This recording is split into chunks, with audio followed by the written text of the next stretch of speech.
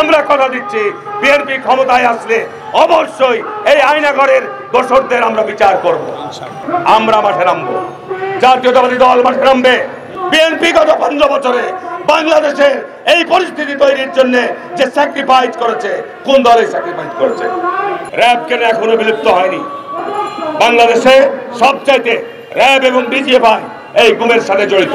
স্বাধীনতার শত্রু বলি তারাও কিন্তু পোশাক পরিবর্তন করে বাংলাদেশে এখন রাজনীতি করছে, বড় বড় নসিহত করছে। সে আয়নাঘর পরিদর্শনে গিয়ে আমরা যে চিত্র পেয়েছি তাতে উদ্বিগ্ন। কিন্তু আমার প্রশ্ন, যে 6 মাস পরে কেন, 6 মাস পরে কেন এই পরিদর্শন? এবং এই পরিদর্শনের সময় কেন গুম পরিবারের সদস্যদেরকে খবর দেওয়া হয় নাই? যারা গত 15 বছর যাবৎ এই গুমের সংস্কৃতির বিরুদ্ধে আন্দোলন করে আসছে, দাবি জানিয়ে আসছে, তাদের স্বজনদের ফিরে পাওয়ার দাবি জানিয়ে আসছে, তারাকে কেন সংবাদ দেওয়া হয় নাই? এই সরকার কি দায়িত্ব এড়াতে পারবেন যে আজকে 6 মাস পর তারা পরিদর্শনে গিয়েছেন? এই সরকার ক্ষমতা আসার পর এই আয়নাঘরগুলিকে সংস্কার করা করেছে, আয়নাঘরগুলি আলামত কারা নষ্ট করেছে, এর জবাব জাতির কাছে জাতিকে দিতে হবে। এই সরকারকে দিতে হবে, এই সরকারকে দিতে হবে। এই কারণেই সরকার আজকে বিভিন্ন উইন্ডো খুলেছে, জানালা খুলেছে। তারা বলছে যে সংস্কার কর্মসূচি আমরা হাতে নিয়েছি। আমি উদ্বিগ্ন। আমি যে নির্বাচনী এলাকা থেকে নির্বাচন করি, সেই নির্বাচনী এলাকায়, সেই জেলায় একাধিক মানুষ গুমের শিকার হয়েছে। সেই নির্বাচনী এলাকায় একাধিক মানুষ বিচার বহির্ভূত হত্যাকাণ্ডের শিকার হয়েছে। কিন্তু এখনো পর্যন্ত আমরা এই গুমের এবং বিচার বহির্ভূত হত্যাকাণ্ডের তাদের স্বজনদেরকে আমরা কোনো আইনি সহায়তা দিতে পারি নাই। তাহলে সরকার 6 মাসে কি কাজ করেছে? জাতিকে উত্তর দিতে হবে। আমরা কেন বারবার বলছি যে বাংলাদেশে অবিলম্বে নির্বাচন দিতে হবে? আমরা নির্বাচন চাইলি আমাদেরকে বিভিন্নভাবে তকমা দেওয়া হচ্ছে যে বিএনপি ক্ষমতায় যাওয়ার জন্য অস্থির হয়ে গেছে।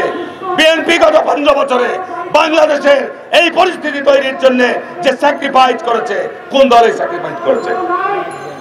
কোন দল এই স্যাক্রিফাইস করেছে? আমরা নির্বাচন বর্জন করেছি। আমাদের শত শত নেতা কর্মী গুমের শিকার হয়েছে। আমাদের শত শত নেতা কর্মী বিচার বহির্ভূত হত্যাকাণ্ডের শিকার হয়েছে। হাজার হাজার লক্ষ লক্ষ বিএনপি নেতা কর্মী মিথ্যা হয়রানিমূলক মামলার শিকার হয়েছে। এই অসত্য। আজকে তত্ত্বাবধায়ক সরকার ক্ষমতায় এসে উনি সংস্কারের কথা বলছেন। সংস্কার করেন, আপত্তি নাই। কিন্তু আজকে 6 মাসে জাতির কাছে জবাব দিতে হবে যে এখনো কেন এই আয়নাঘরের সাথে যারা জড়িত ছিল তারা বহাল তবিয়তে চাকরিতে রয়েছে। এখানে শেখ হাসিনার এবং তার দোষরদের বিচারের কথা বলা হচ্ছে, কিন্তু তার যারা সহযোগী ছিল, স্পষ্ট কথা, যারা চোর এবং যারা চোরের সহযোগী তারা একই দলভুক্ত। যারা খুনি এবং যারা খুনের সহযোগী তারা একই দলভুক্ত।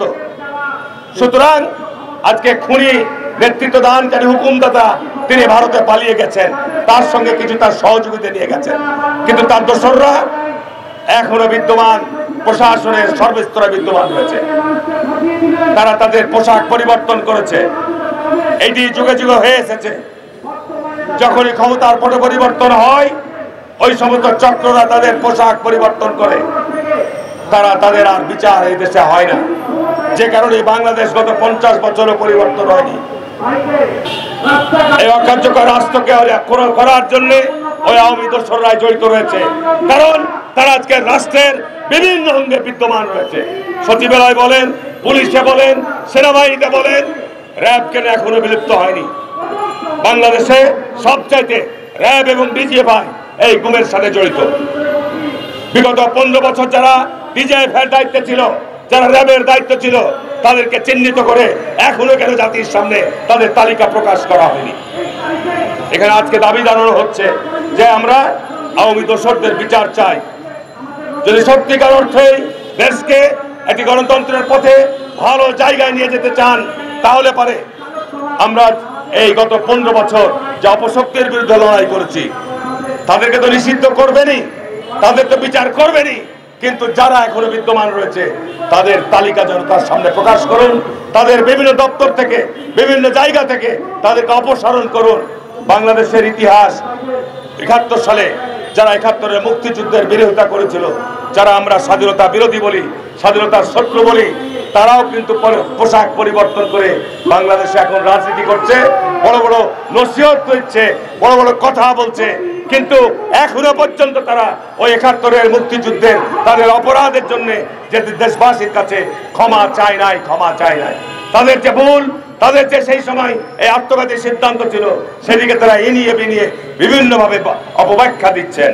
বাংলাদেশে এই যদি আজকের এই সময়ে যদি এই অপরাধীদের শাস্তির আওতায় নিয়ে না আসা হয়, আমি এই দেশ বাঁচাও মানুষ বাঁচাও আন্দোলন শুধু নয়, আমরা মাঠে নামবো, জাতীয়তাবাদী দল মাঠে নামবে।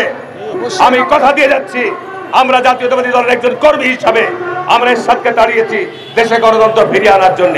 15 বছর লড়াই করেছি জনগণের অধিকার ফিরিয়ে আনার জন্য। আমরা কথা দিচ্ছি বিএনপি ক্ষমতায় আসলে অবশ্যই এই আয়নাঘরের দোষরদের আমরা বিচার করব। আমরা কথা দিচ্ছি যারা গত 15 বছর এদেশের মানুষের জান মাল নিয়ে ছিনিমিনি খেলেছে, তাদেরকে বিচারের আওতায় নিয়ে আসা হবে।